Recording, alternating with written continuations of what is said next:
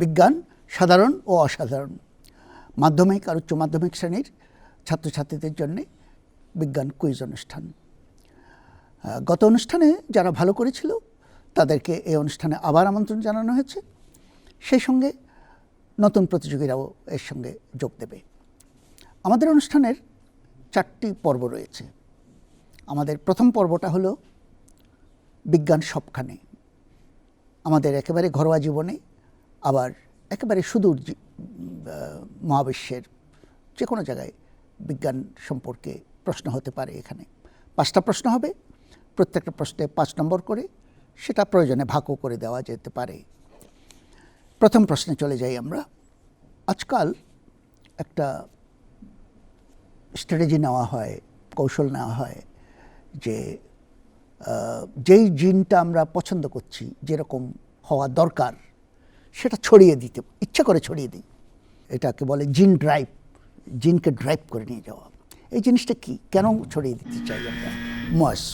এটা আমরা মূলত করে হচ্ছে আমাদের জন্য যে প্রয়োজনীয় এবং উপকারী যেসব জিন, সেসব জিনগুলো ছড়িয়ে দিয়ে আমাদের মানুষ এবং অন্যান্য প্রাণীদের বেঁচে থাকার বেটারমেন্ট করার জন্য, সার্ভাইভেবিলিটি বৃদ্ধি করার জন্য এবং বিভিন্ন বৈশিষ্ট্য পরিমাণটা বৃদ্ধি করার জন্য। তাহলে আমাদের সার্ভাইভেবিলিটি বেটার হবে। কি করে ছড়াবো? কি করে ছড়াবো? আমরা মূলত ছড়াই যে প্রাণীর মধ্যে বৈশিষ্ট্যটা আছে, সেই প্রাণী সেরকম 2টা প্রাণী না, তাদের মধ্যে ইন্টারব্রিডিং করানোর মাধ্যমে, অথবা সেই প্রাণী থেকে বৈশিষ্ট্যটা আমরা জিনটা এক্সট্র্যাক্ট করে নিয়ে অন্য একটা প্রাণীর মধ্যে আমরা জেনেটিক ইঞ্জিনিয়ারিংয়ের মাধ্যমে, জেনেটিক এডিটিংয়ের মাধ্যমে আমরা সেই জিনটা ঢুকিয়ে দিতে পারি।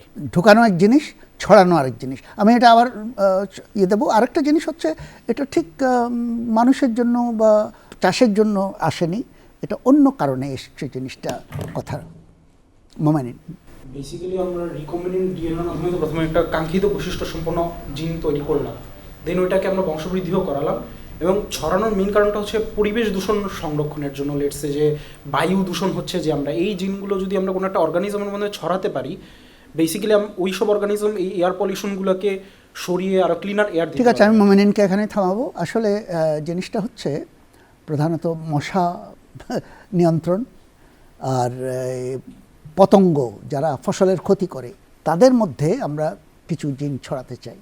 যেমন তারা যেন এই কাজটা না করে, বা তারা যেন বংশবৃদ্ধি না করতে পারে। বিভিন্ন রকম জিন হতে পারে বংশবৃদ্ধি না করার, বা তাদের যে কাজটা তারা করছে ওই কাজটা তারা না করতে পারার, এই ধরনের জিন।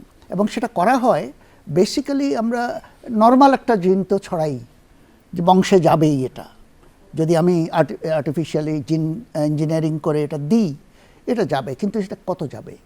সাধারণত একটা সন্তান যখন হবে, মশার সন্তান যখন হবে, সেই জিনটা পাওয়ার সম্ভাবনা হচ্ছে 50%। বাবা মা ইত্যাদি চিন্তা করলে 50%। আমরা কিন্তু তাতে সন্তুষ্ট না। আমরা বলি যে সবার কাছে যাবে, 100%-এর কাছে যাবে। তখন কিন্তু আমাদের কিছু ইঞ্জিনিয়ারিং করতে হবে। রিসেসিভ জিন যদি বাবার কাছে থাকে, সেও যেন পায় এটা, মানে ওটার থেকে কোনো মুক্তি পাবে না তারা, ওটা তার মধ্যে যাবেই। তো সেখানে কৌশলটা, জিন স্প্রেডিংয়ের যে কৌশলটা, ড্রাইভের কৌশলটা ওইখানে, যে 100% সিকোয়েন্সগুলো যায়। তো আমরা এটার জন্যে আমরা আসলে সেভাবে কাউকে নম্বর দিতে পারবো না। আমরা পরেরটাতে চলে যাই। অপেক্ষাকৃত শীতের দেশ থেকে শীতকালে আমাদের দেশে পাখিরা চলে আসে, পরিযায়ী পাখি বলি অথবা অতিথি পাখি বলি বিভিন্নভাবে। এটা আমাদের জন্য একটা দৃশ্য, একটা আচরণের ব্যাপার হয়ে যায়। কিন্তু পাখিগুলো আসে কিন্তু অনেক দূর থেকে, সাইবেরিয়ার থেকে চলে আসে, রাশিয়ার থেকে হাজার হাজার মাইল, আরও দূর সেই শীতের দেশ যেগুলো আছে সেখান থেকে আসে। কীভাবে আসে তৌফিকুল? ওরা ঝাঁকে আসে জানো, আর ওদের একটা ফরমেশন থাকে পাখিদের। ওই ফরমেশন দিয়ে হলো, ফরমেশনটাই বা আসে কী করে? ফরমেশনটা হলো কি, ওরা মানে ওদের প্ল্যানিং করে ওরা একটা ফরমেশন। আমার মনে হয় আমাকে এটা আবার দিতে হবে। মস তারা মূলত আসে তাদের যে ইনার জাইরোস্কোপ আছে পাখিদের, তারা সে জাইরোস্কোপের মাধ্যমে, আমরা তো যে খালি জাইরোস্কোপের মাধ্যমে নিজেদের ব্যালেন্সটা রাখতে পারি, পাখিরাও জাইরোস্কোপের মাধ্যমে আর্থের ইলেকট্রোম্যাগনেটিক ফিল্ডের চেঞ্জটা বুঝতে পারে। তারা সেই ইলেকট্রোম্যাগনেটিক ফিল্ড ফলো করে। ইলেকট্রোম্যাগনেটিক ফিল্ড পথটা কী করে চেনে? পথটা ওই যে তারা সেই জাইরোস্কোপের মাধ্যমে ডিটেক্ট করতে পারে ফিল্ডটা, সেই ফিল্ডের। কিছু কী ডিটেক্ট করবে? বাইরে কি আছে এরকম কিছু? আর্থের ইলেকট্রোম্যাগনেটিক আর্থের ম্যাগনেটিজম সেটা বলতে হবে, আর্থের ম্যাগনেটিজম। আর্থের ম্যাগনেটিজমটা ডিটেক্ট করে তারা হচ্ছে সেই পথ ধরে আমাদের এখানে চলে আসে। এটা একটা, আর কিছু মানে ম্যাগনেটিক পাওয়ারটা ছাড়া তাদের আর যদি কিছু থাকে, রফিউল বল। এখানে পাখিদের আরেকটা ইম্পর্টেন্ট হচ্ছে তাদের তাদের নিজস্ব ইনস্টিংক্ট থাকে।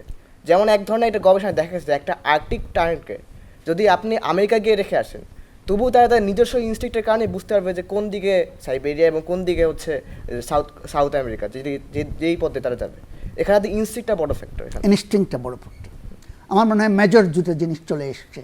রাফিউল ইজ ভেরি রাইট, এবং এটা তার ডিএনএর মধ্যে আছে, তার জিনের মধ্যে আছে যে তার একটা এই ম্যাপিং করা আছে, এবং এটা রিইনফোর্স করে সে যখন বাবা মার সাথে প্রথম যায়, এটা তার ভিতরেও আছে, কিন্তু বাবা মার সাথে যখন এই যে বলল ফরমেশন করে এই যে প্রথম যখন যায় তখন সেটা রিইনফোর্স করে। তারপর বাইরের কিছু জিনিস লাইক ভূচুম্বকত্ব, তার ভিতরে একটা চম্বক আছে, সে কম্পাসের মতো, সে ডিটেক্ট করতে পারে ডিরেকশনগুলো। আরেকটা জিনিস হচ্ছে সূর্য এবং তারা, এগুলো তারা ফলো করে। মানে বাইরের ইন্ডিকেশন মানুষ যেভাবে, নাবিকরা যেভাবে করতো সেগুলোও আছে, আবার তার ভিতরে ডিএনএ যেটা রাফিউল বলেছে সেটাও আছে। আমরা দুজনকে মার্ক ভাগ করে দেব, রাফিউলকেই বেশি মার্ক দেব 3 নম্বর, আর ম্যাগনেটিজম যেটার কথা সবাই জানে মোটামুটি 2 নম্বর দেবো মুয়াজকে। তো আমরা পরের প্রশ্নে চলে যাই। আমরা বাইরে যখন বায়ুমণ্ডলে দিয়ে সিগন্যাল পাঠাই, সাধারণত আলো ব্যবহার করি, আলোর সিগন্যাল পাঠাই, অথবা ইলেকট্রোম্যাগনেটিক ওয়েভ ব্যবহার করি, ইলেকট্রোম্যাগনেটিক ওয়েভ, রেডিও ওয়েভ ব্যবহার করি। কিন্তু পানির ভিতরে যখন যোগাযোগ করি তখন কিন্তু এগুলো করি না। তখন কি করি এবং কেন করি? প্রথমত হচ্ছে যেহেতু আলো ইউজ করা যাবে না, আমাদের কাছে এর চেয়ে ভালো কোনো উপায় এখন পর্যন্ত নেই। দ্বিতীয়ত শব্দের স্পিড পানির ভেতরে নর্মালের চেয়ে অনেক বেশি, এবং এটা হচ্ছে কোনো ফিজিক্যাল ব্যারিয়ার না থাকলে শব্দ এফিশিয়েন্টলি খুবই দ্রুত এক জায়গা থেকে আরেক জায়গায় যেতে পারে, এবং শব্দ ডিটেকশনের জন্য সোনার বা অনেক ভালো প্রযুক্তিও আমাদের কাছে আছে। কাজ কি? সোনার হচ্ছে শব্দ ডিটেক্ট করতে পারে, শব্দ ডিটেক্ট করে না, প্রডিউস করতে পারে, শব্দ সাউন্ড প্রডিউস করতে পারে, এবং কাজটা কি? ইকো করে অন্যদেরকে পাঠানো, মাছ হতে পারে জি জি, বা সাবমেরিন হতে পারে। তাহলে আমি ওখানে আলো ব্যবহার করছি না কেন? পানির ভেতর দিয়ে আলো সেটা বেশি এফেক্টিভ হবে কিনা? কেন এফেক্টিভ হবে না? আমি শুধু ওইটুকুর জন্য আবার দিই, কেন এফেক্টিভ হবে না আলো বা ইলেকট্রোম্যাগনেটিক ওয়েভ কেন এফেক্টিভ হবে না? যখন ইলেকট্রোম্যাগনেটিক ওয়েভ পানির ভিতর দিয়ে যায়, যেমন আলো বা অন্যান্য যে কোনো ওয়েভ, তখন হচ্ছে এটার বিচ্ছুরণ হয়, অর্থাৎ পার্টিকেলগুলোর সাথে যখন কোলাইড করে তখন এটা মানে স্ক্যাটারিং হয়ে যে বেশি কম ওয়েভলেংথ এবং বেশি ফ্রিকোয়েন্সির যে লাইটগুলো আছে ওগুলো ধীরে ধীরে বিচ্ছুরিত হয়, শোষিত হয়। কাজে এটা একটা বড় ব্যাপার।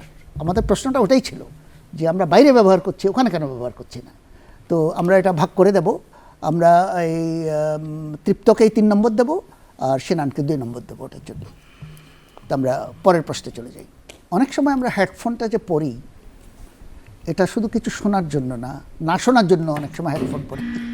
এই না শোনার জন্য হেডফোন পরা, এটা শুধু যে কান বন্ধ করার জন্য না, আরও কিছু আছে। সেটা কি? না শোনার জন্য হেডফোন যেটা পরা হয় এটাকে বলা হয় নয়েজ ক্যান্সেলেশন টেকনোলজি। একটা টেকনোলজিটা হচ্ছে হেডফোনের বাইরে একটা সেন্সর থাকে।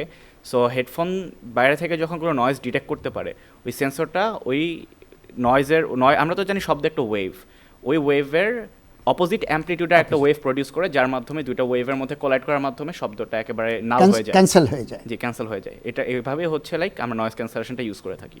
তাহলে হবে কি, বাইরে যে নয়েজ হচ্ছে ওটা এটা আমি শোনা যাবে না। আমি যে মাঝখানে একটা গানও শুনতে চাই, মাঝখানে একটা গান শুনতে পারলে ও তো হচ্ছে ওই নয়েজটা অপোজিট অ্যামপ্লিটিউডের নয়েজটা ক্যান্সেল করবে, কিন্তু ওর যে ভিতরে সেন্সর আছে সেটা হচ্ছে সে গানের যে অ্যামপ্লিটিউড আছে, ওই গানের অ্যামপ্লিটিউডের ওয়েভটা সে আবার বানিয়ে সে আমাদের কানের ভিতরের মধ্যে ঢুকিয়ে দিবে। Very good. মহাজ 5 নম্বর পাবে এটার জন্য। এক্সাক্ট জিনিসটা বলেছে, এটা ক্যান্সেলেশনের ব্যাপার। সে নিজেই একটা নয়েজ, সে বাইরের নয়েজটা আগে নেয়, বাইরের নয়েজটা নেয়, তারপরে সেটার অপোজিটটা সে সৃষ্টি করে, সেটাকে অ্যাম্প্লিফাই করে ওটাকে ক্যান্সেল করে। কাজে অনেক কাজ আছে এটার ভিতরে। মহাজ 5 নম্বর পাবে এটার জন্যে। আমাদের শেষ প্রশ্ন, যে আমরা যখন রান্নাঘরে পেঁয়াজ কাটি রান্না করার জন্য, তার সাথে সালফিউরিক অ্যাসিডের একটা সম্পর্ক। সিনান। আচ্ছা স্যার, পেঁয়াজ কাটার সময় হচ্ছে আমাদের চোখ দিয়ে পানি পড়ে, এটার সাথে সালফিউরিক অ্যাসিড একটা সম্পর্ক আছে, কিভাবে সেটা হয় আমার মনে পড়ছে না। বলতে পারবেন না, আমি আবার দিচ্ছি, তারপরে অভয়। তো স্যার আমরা জানি যে পেঁয়াজের মধ্যে থাকে হাইড্রোজেন সালফাইড, তো হ্যাঁ, তো যখন এটা বায়ুর মাধ্যমে আমাদের পেঁয়াজের মধ্যে সালফাইড নেই, সালফাইড আছে। সালফাইড আছে, আচ্ছা, তো এটা যখন বায়ুর মাধ্যমে আমাদের চোখের পানির সাথে মিশ্রিত হয় তখন সেখানে হচ্ছে সালফিউরিক অ্যাসিড উৎপন্ন হয় এবং সেটা আমাদের চোখে জ্বালা সৃষ্টি করে, এবং জ্বালা সৃষ্টি করার কারণে তখন আমাদের চোখে আমরা পানি কান্না পায়, চোখে পানি পড়ে। অভয়ের উত্তরটা সঠিক, অভয় 5 নম্বর পাবে এটার জন্য। সালফিউরিক অ্যাসিড অরিজিনাল থাকে না, সালফাইড থাকে, সেটা আবার আমাদের চোখে সবসময় একটু পানি থাকে, ওই পানির সাথে যখন মেশে ওটাই সালফিউরিক অ্যাসিড, খুব মৃদু সালফিউরিক অ্যাসিড। মনে করে না যে একবার অ্যাসিড মেরে দিয়েছে, তা না, কিন্তু এটা ওই খুবই লাইট একটা সালফিউরিক অ্যাসিড তৈরি হয়, সেটা আবার জ্বালা ধরায়, এই জন্য এই ঘটনাটা ঘটে। 5 নম্বর অভয় পাচ্ছে এটার জন্যে। আমরা এই পর্বটা শেষ করে ফেললাম। আমাদের পরের পর্ব হলো ইতিহাসের পর্ব, বিজ্ঞান ইতিহাসের বাঁকে। আমরা অতীতে চলে যাব, একটা ঘটনা, একটা আবিষ্কার, একটা দুর্ঘটনা, সেখান থেকে পুরো স্টোরিটা বলার চেষ্টা করতে হবে। আমরা যে আজকাল মোটর গাড়ি বলি, এটা প্রথম যিনি এই ইন্টারনাল কম্বাশন ইঞ্জিন মোটর গাড়ি প্রথম বানিয়েছিলেন, তিনি নামটা দিয়েছিলেন, উনি প্যাটেন্ট করেছিলেন এই নামে। উনি জার্মান ছিলেন, মোটর ওয়াগন বলতে হবে যে উনি কি করেছিলেন, কি আবিষ্কার করেছিলেন, এই ওনার প্যাটেন্টটা কেন গৃহীত হয়েছিল মোমেনিন। বেসিক্যালি উনি হচ্ছে প্রথম আর কি ইন্টারনাল কম্বাশন ইঞ্জিনের মাধ্যমে ট্রাভেল। উনিকে লোকটাকে, সেটা হলো বড় প্রশ্ন। মার্সিডিজ জেলনিক। মার্সিডিজ নয়, মার্সিডিজের সাথে সম্পর্ক আছে কিন্তু মার্সিডিজ নয়। আমি আবার দিচ্ছি এটা, কারণ এটাই হলো মূল কথা। রাফিউল।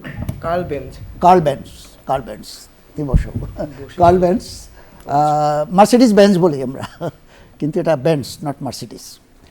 উনি এটা করেছিলেন, এটাই প্রথম ইন্টারনাল কম্বাশন ইঞ্জিন, তাও নয়, এর আগে করেছিলেন, কিন্তু গাড়ি চালাবার মতো করে সব কিছু মিলে উনি প্রথম করেছিলেন। প্যাটেন্টটা উনি করেছিলেন মোটর ওয়াগন বলে। তো সেখানে ইগনিশন ছিল, সেখানে স্পার্ক প্লাগ ছিল, যা যা আজকাল মোটর গাড়িতে আমরা দেখি। প্রথম জিনিসটা ছিল একটা ঘোড়ার গাড়ি, মানে বডিটা ছিল একটা ঘোড়ার গাড়ি, 3 চাকার গাড়ি। সেখানে উনি ওই ইঞ্জিনটা বসিয়ে, এবং একটা এটা আরও বেশি খ্যাতি পেয়েছে ওনার স্ত্রী, উনিও একজন উৎসাহী মানুষ ছিলেন। উনি একটা দীর্ঘ ভ্রমণ এটাতে করেছিলেন, নিজে চালাইয়া দীর্ঘ ভ্রমণ করেছে। তার মানে বোঝা গেছে যে আমাদের একটা কিছু এসে গেছে। তো আমরা এটার জন্যে রাফিউলকেই নাম্বার দেব, কার্ল বেঞ্জ এবং তার কথা বলার জন্য। নেক্সট আমরা চলে যাই 15 শতকের মাঝামাঝি। কোপার্নিকাস বিপ্লব এনেছিলেন সূর্যকেন্দ্রিক বিশ্ব, যেটা পৃথিবী কেন্দ্রিক বাদ দিয়ে সূর্যকেন্দ্রিক। কিন্তু তারও অনেক আগে, তারও প্রায় 2000 বছর আগে একজন গ্রিক জ্যোতির্বিদ এটা করেছিলেন। অনেকে সিনান বলবে অ্যারিস্টার্কাস। তিনি কি বলেছিলেন উনি? তিনি বলেছিলেন যে সূর্য, মানে তখন যে অ্যারিস্টটলের যে প্রধান জিওসেন্ট্রিকিয়া, পৃথিবীকে অরবিট করে সব সেলেস্টিয়াল বডি ঘুরছে, সেটার বিরুদ্ধে তিনি বলেছিলেন যে সূর্যকেন্দ্রিক, সূর্যকে অরবিট করে সব সেলেস্টিয়াল বডি অরবিট। উনি মানুষটা কিরকম ছিলেন, মানে ওনার খ্যাতি কিরকম ছিল? খ্যাতি মানে উনি কে ছিলেন, কি ছিলেন? উনি গ্রিক দার্শনিক ছিলেন, জ্যোতির্বিদ ছিলেন, উনি খুব বড় জ্যোতির্বিদ। উনি এমন না যে কেউ একজন রাস্তার থেকে বলেছে, তা না, উনি বড় জ্যোতির্বিদ। উনিই প্রথম পৃথিবী থেকে চাঁদ এবং সূর্যের দূরত্ব নির্ণয় করেছিলেন। খুবই মানে বিখ্যাত একজন জ্যোতির্বিদ। উনি সেখান থেকেই উনি দেখতে পেয়েছেন, মানে বুঝতে পেরেছেন যে সূর্যের একটা কেন্দ্রীয় চরিত্র আছে। কিন্তু মুশকিল হলো উনি ঠিক এটা এস্টাবলিশটা করতে পারেননি। ওনার সহযোগী অনেকে এস্টাবলিশ করেছেন, কিন্তু অ্যারিস্টটলের ইয়েটা এত বেশি ছিল, সে সময় ওনাদের কথাটা চাপা পড়ে গেছে, এটা আর সামনের দিকে এগোয়নি। কিন্তু অ্যারিস্টার্কাস এটা বহুকাল আগে করে গেছেন। কিন্তু একটা ভালো দিক হলো তারা অ্যারিস্টার্কাসের কথা রাখেনি, কিন্তু তার উপর অত্যাচার করেনি, তাকে কোনো রকম কষ্ট দেয়নি, তার খ্যাতি নষ্ট করেনি। কিন্তু পরবর্তীকালে সেগুলো হয়েছে, এটা বলতে হয়। তো আমরা সিনানকে পুরো নম্বর দেবো ওটার জন্যে। 5 নম্বর। আমরা পরের প্রশ্নে চলে যাই, ইতিহাসের পরের প্রশ্ন। আমাদের কাছে এখন টিনের মাছ, টিনের সবজি, টিনের ফল, এটা কিছু না, দোকানে গেলেই আমরা সব কিছু টিনে পাই। এটা কিন্তু বহু বছর ধরে পাচ্ছি আমরা টিনের জিনিস। প্রশ্ন হলো এই টিনের কথাটা কেন বলি, কিন্তু যদ্দূর জানি এটা আসলে মানে লোহার তৈরি একটা জিনিস, তবু এটাকে আমরা টিনের বলি। আর এটা কে করেছিলেন প্রথম, এটার ইতিহাসটা কি? মাছ টিন ক্যান বলা হয় কারণ টিন অনেক লাইক সফট একটা ম্যাটেরিয়াল। যখন এটা ফার্স্ট বানানো হয় ক্যানগুলো, লাইক কমার্শিয়ালাইজ যখন ক্যান্ড প্রোডাক্ট বানানো হয় তখন ফার্স্ট টিন ইউজ করা হয় ক্যানগুলো বানাতে, যেহেতু টিন খোলা, টিনের ক্যানগুলো খোলা। এবং এখন কি টিন নাই তাহলে? এখন টিন অনেক কম জায়গায় ইউজ করা হয়, কারণ এখন লোহা আমরা ইজিলি লাইক লোহাটা আমি এটা আবার দেব, জিনিসটা ঠিক পথে যাচ্ছে না, আমি আবার দেব। এটার ব্যাকগ্রাউন্ডটা বলতে হবে এবং টিন ক্যান কেন বলি আমরা। বেসিক্যালি টিন ক্যান বলা হয় কারণ এটা হচ্ছে প্রথমে শুরুতে টিনের তৈরি ছিল, বাট দেন একটা রিসার্চ করে দেখা গেছে যে টিন আর কি আমাদের দেহের জন্য ক্ষতিকর। না, আমি বলছি এটাকে ক্ষতিকর মনে করে, ক্ষতিকর মনে করে দেখে উনি এটা। ঠিক আছে, আমি আসলে এটা বোধহয় কাউকে দিতে পারছি না, এটা অতি আমাদের পরিচিত জিনিস, কিন্তু তার হিস্ট্রিটাও পরিচিত হওয়া উচিত। এটা হলো টিন আছে, টিনের প্রলেপ আছে ভিতরে একটা, সব ক্যানে কিন্তু টিনে, কারণ লোহা তো মরিচা পড়ে যাবে, ভেতরে যে ঝোল টোল থাকে তাতে এটা কিন্তু মরিচা পড়ে যাবে। টিন কিন্তু মরিচা পড়ে না, টিন ভালো, স্বাস্থ্যের দিক থেকেও ভালো, মরিচা পড়ার দিক থেকেও ভালো। কাজে এই টিনের আবরণ থাকে ঠিকই, এবং প্রথম দিন থেকেই আছে। প্রথম যিনি করেছিলেন ডুরান্ট, পিটার ডুরান্ট, উনি ইংল্যান্ডের একজন প্রযুক্তিবিদ।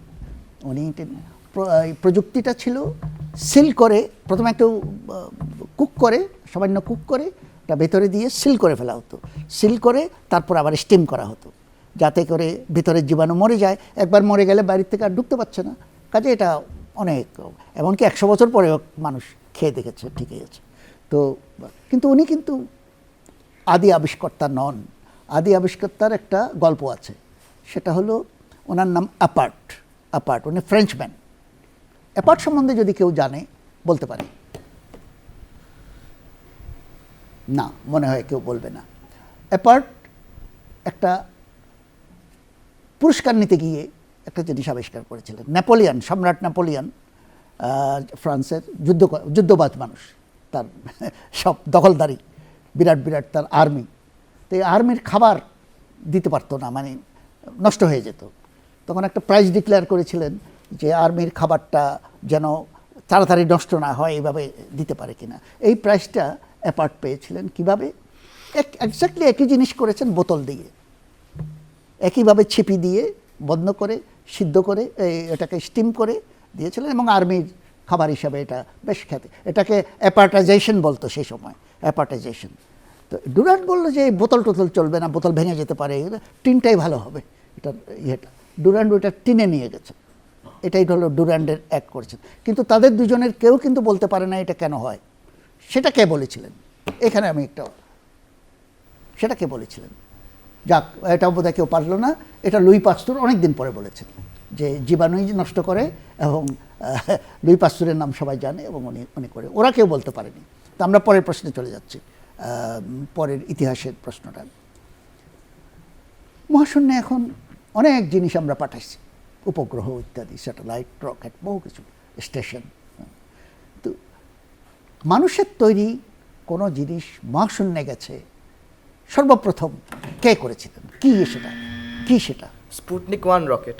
স্পুটনিক 1 রকেট না, না, rocket স্পুটনিক না, 1 এটা হচ্ছে Sputnik উপগ্রহ। উপগ্রহ। ভেরি গুড, সেই বিরাট দুনিয়া কাঁপানো একটা জিনিস। রাফিউল কি বলতে পারবে স্পুটনিক 1টা কীরকম ছিল, বা কী ধরনের জিনিস, কত বড়, কি করত? এটা সোভিয়েত ইউনিয়ন পাঠিয়েছিল 1957 সালে। হ্যাঁ, এটা সোভিয়েত ইউনিয়ন পাঠিয়েছিল, সোভিয়েত ইউনিয়ন 1957 পাঠিয়েছিল। সালে। আর এটা ধরন বলতে এটা, তাহলে আমি রাফিউলকে অবশ্যই নম্বর দেবো, কিন্তু স্পুটনিক 1 সম্বন্ধে আর কে কি বলতে পারে? অভয়।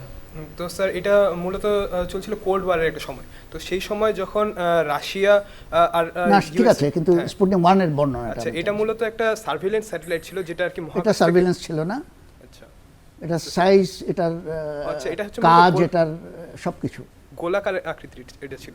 গোলগাল ছিল। হ্যাঁ, গোলাকার আকৃতির। না, আমি একটা আসলে এটা রাফিউলকে বোধহয় নাম্বার দিতে হবে, কারণ এটা আচ্ছা আবার দেখি মোমেনিন। বেসিক্যালি এটা জিও স্টেশনের স্যাটেলাইট ছিল, মানে বেসিক্যালি এটা কাজ করতো কেমন হচ্ছে, আমরা যদি একটা ওয়েভ পাঠাতাম, স্পুটনিকের হচ্ছে গোল তো ছিল, সাথে হচ্ছে 3টা অ্যান্টেনা টাইপ ছিল, সে কি করতো ওই ওয়েভটা কালেক্ট করে এটাকে রিডাইরেক্ট করে দিত আরেক জায়গায়, যাতে হচ্ছে সোলজার তাড়াতাড়ি তথ্য পেতে পারে। মানে এটা হচ্ছে সবচেয়ে আর্লি ধারণা আর কি স্যাটেলাইটের মাধ্যমে কমিউনিকেশন। এটাই হচ্ছে স্পুটনিক 1 দিয়ে না মোমেনিনকে আমি খুব একটা দিতে পারছি না। কথা ঠিক, 3টা অ্যান্টেনা ছিল, তার সে গোলগাল ছিল, এটাও ঠিক। এটা ফুটবলের মতো একটা জিনিস, ছোট্ট জিনিস, কিছুই ছিল না, জাস্ট একটা বড় ফুটবল। এটার একটা রেডিও ট্রান্সমিটার ছিল, সে নিজেই পিপ পিপ পিপ পিপ করে পাঠাচ্ছিল, সারা দুনিয়া শুনেছে, রেডিওতে শোনা গেছে এটা। এবং সে প্রতি 96 মিনিটে একবার পৃথিবী প্রদক্ষিণ করেছে, খুব দ্রুত, এবং সবসময় এই পিপ পিপ দিয়ে গেছে। এই কাজটুকুই করেছে, সে আর কিছু করেনি। তার কোনো উদ্দেশ্য নিয়ে তাকে পাঠানো হয়নি। তাকে আমরা পাঠাতে পারি, আমরা কৃত্রিম উপগ্রহ সৃষ্টি করতে পারি, এটাই তখন সাংঘাতিক উত্তেজনার সৃষ্টি করেছিল। মানে সোভিয়েত ইউনিয়নের মধ্যে এত বড় বিজয় আর কখনো হয়নি। স্পুটনিক শব্দটার মানে কি কেউ জানে? ঠিক আছে, আমি বলে দিচ্ছি, কেউ যদি না বলো। স্পুটনিক মানে হলো কম্পেনিয়ন, সহযাত্রী, আমার সহযাত্রী, মানুষের সহযাত্রী হিসাবে বা চাঁদের সহযাত্রী হিসাবে আরেকটা চাঁদ সে দিয়েছে। 22 দিন পরে এটার ব্যাটারি শেষ হয়ে গেছিল।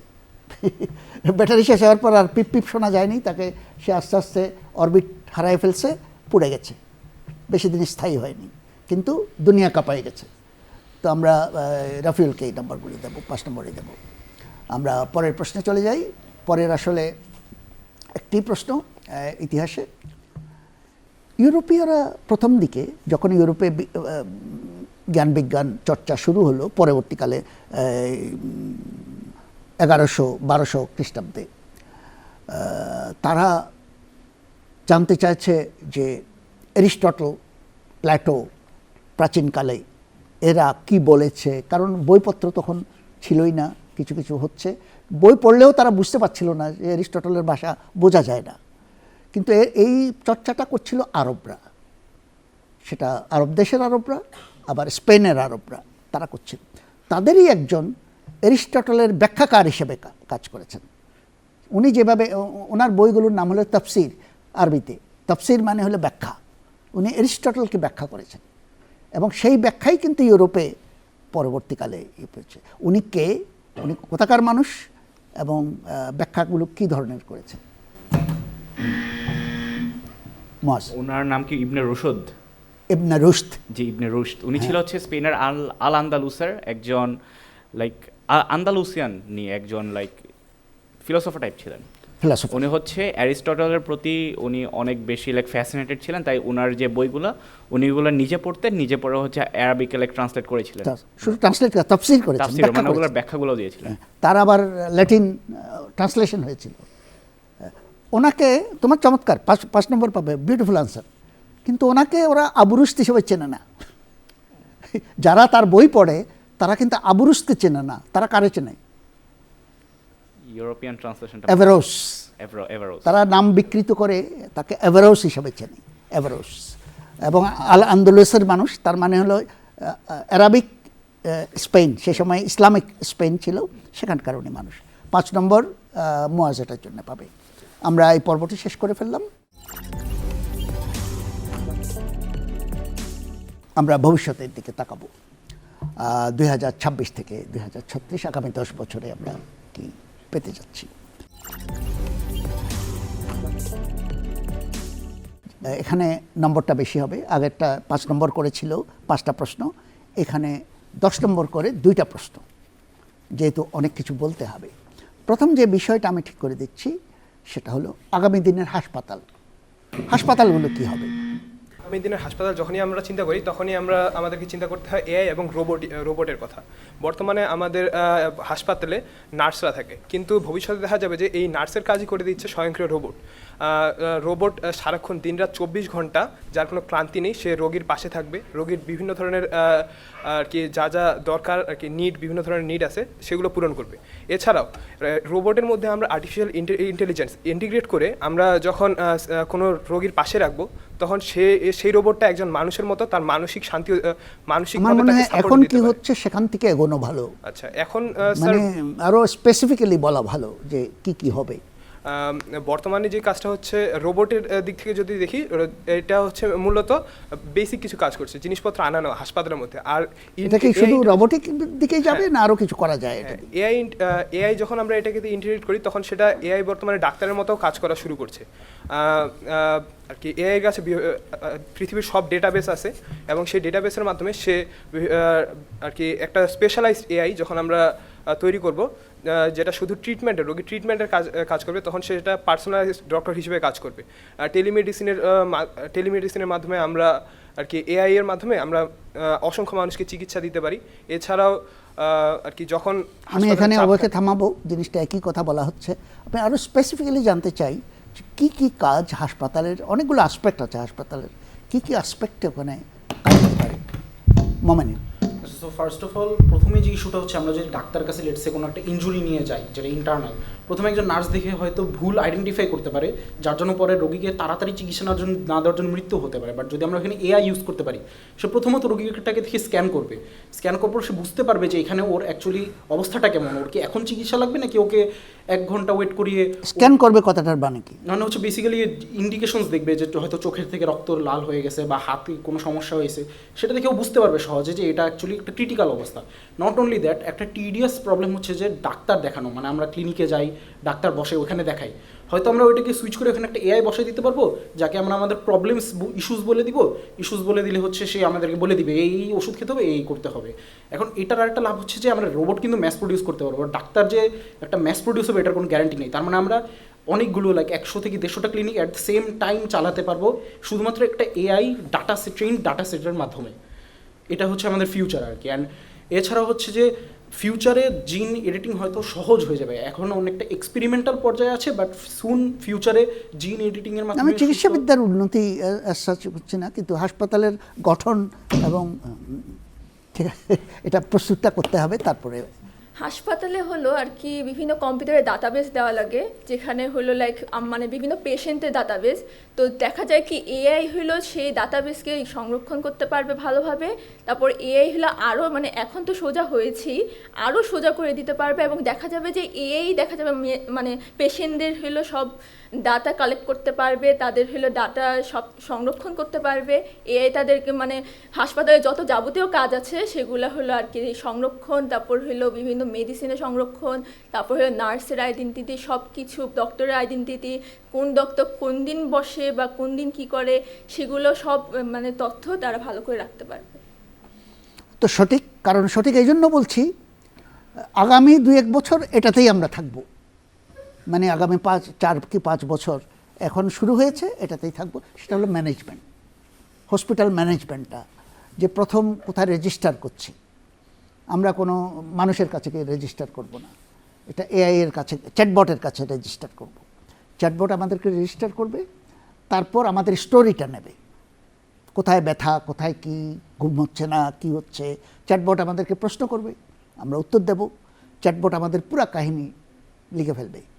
এখানে ডাক্তারকে টানাটানি করার কোনো অর্থ হয় না, ডাক্তারের অনেক বড় বড় কাজ আছে, নার্সকে টানাটানি করার কোনো অর্থ হয় না। তো সেটা করবে। তারপর যেটা চ্যাটজিপিটির মতো চ্যাটবটই করতে পারবে, সেটা সংক্ষিপ্ত সার তৈরি করবে, যে মেডিকেল পয়েন্ট কী কী আছে। রোগী অনেক সময় অনেক ইরিলেভেন্ট কথা বলে, অনেক মানে উনি রোগী হয়তো মনে করে যে ওটা ইম্পর্টেন্ট, কিন্তু চ্যাটবট জানবে যে ওটা ইম্পর্টেন্ট না। সেই ইম্পর্টেন্ট কথাগুলো যেটা ডাক্তারের জানা দরকার সেগুলো সে সারসংক্ষেপ করে দেবে, করে ওইটুকুই ডাক্তারকে দেবে, এবং সেটাই এখন দিচ্ছে। আগামীতে কিন্তু ক্লিনিক্যাল কাজে খুব একটা মানে এই যে রবট ইত্যাদি এগুলো কিন্তু আসবে না, এগুলো আরও পরে আসবে, এগুলো একদম শেষের দিকে গিয়ে হয়তো আসবে, যে ডাক্তারকে আমরা এলিমিনেট করে দিলাম। যেমন একটা জিনিস কি আজকে বহুদিন ধরে এক্স রে রিপোর্ট বা এমআরআই রিপোর্ট এআই দেখতে পারে, কিন্তু সেটা হচ্ছে না, সেটা ডাক্তারই দেখে, কারণ এআই এর উপর আস্থাটা কম, এই আস্থা আনতে হবে। কিন্তু ম্যানেজমেন্ট সাইডটা খুবই, তো আমরা এটা ভাগ করে দেব, 5 নম্বর অভয় এবং 5 নম্বর আনিকাকে আমরা দেব এটার জন্য। পরের ইয়েতে চলে যাই, ভবিষ্যতের, সেটা হলো যাবতীয় ডিজিটাল কাজে এই যে পাসওয়ার্ড বলে যে কথাটা আছে, এটার ভবিষ্যৎ কি? মাস যাবতীয় ডিজিটাল কাজে আমাদের পাসওয়ার্ডটা দেওয়া হয় যেন আমাদের অ্যাকাউন্ট এবং আমাদের পার্সোনালাইজড কোনো ডেটা অন্য কেউ অ্যাক্সেস করতে না পারে।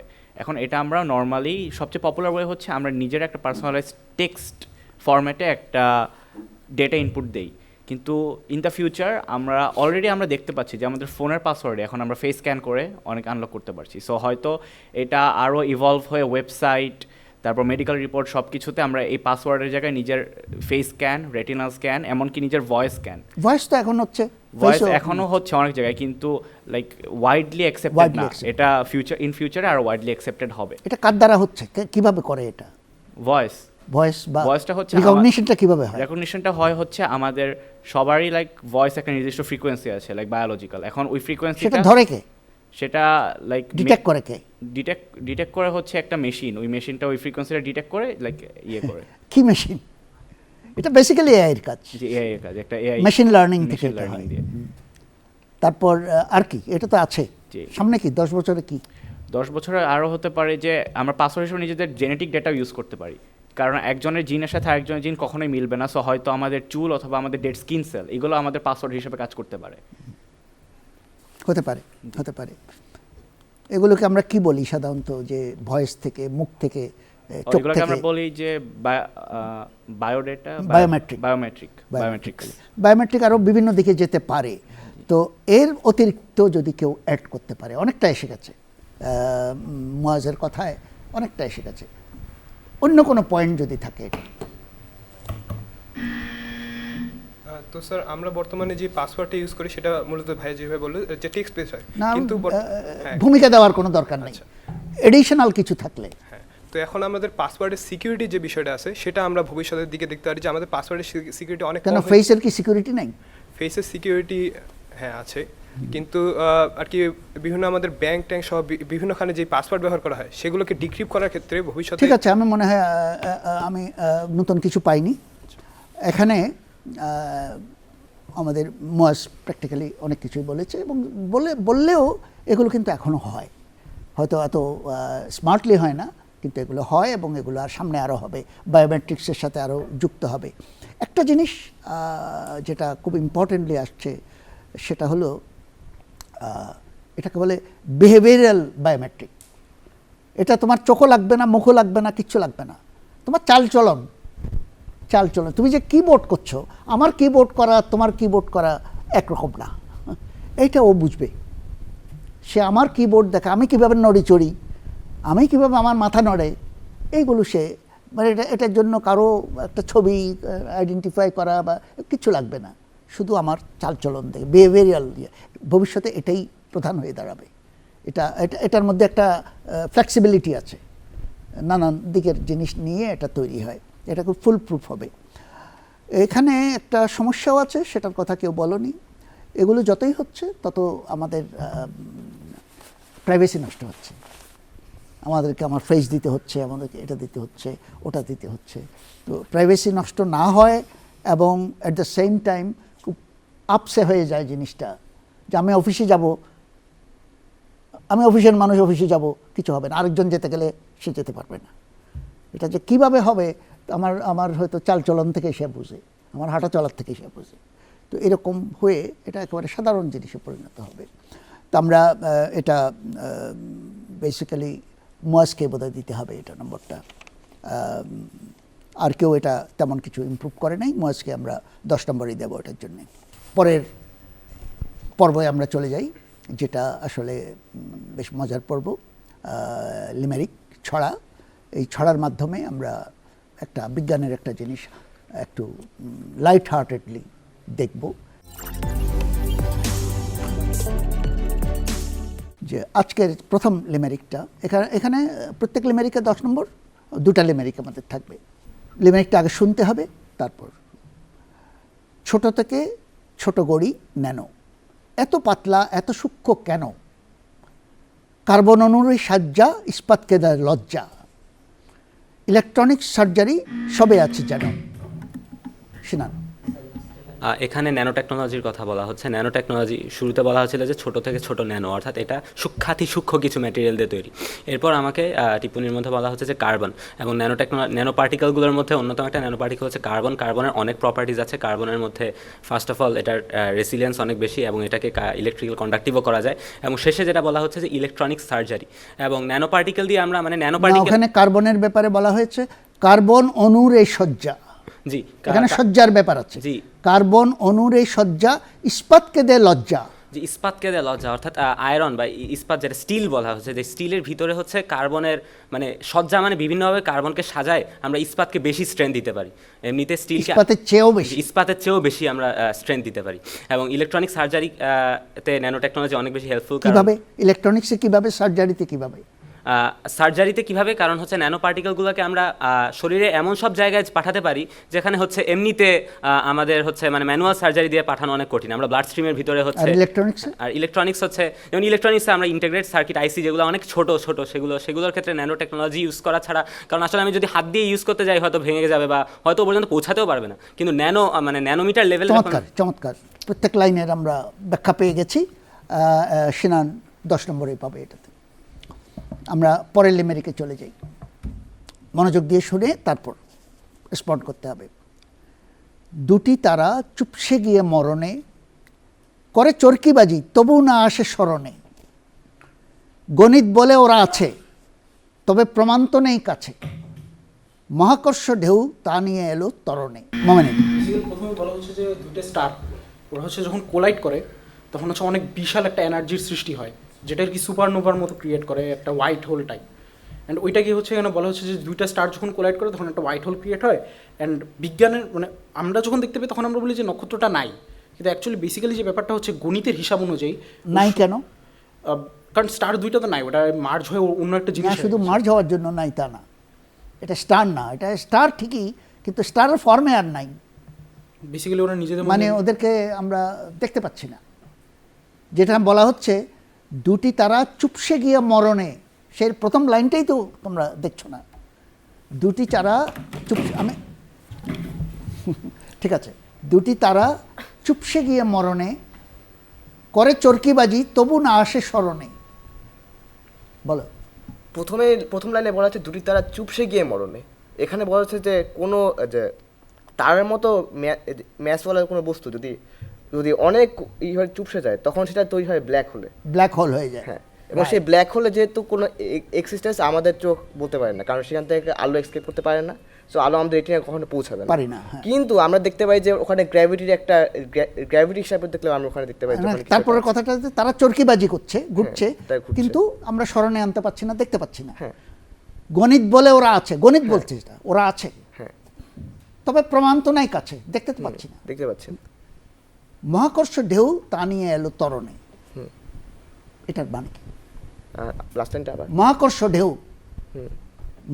ঢেউ মানে গ্র্যাভিটি ওয়েভ, মহাকর্ষ ঢেউ তা নিয়ে এলো তরণে।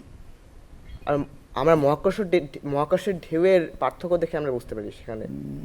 না, আমি এই অংশটা আমি শোনা।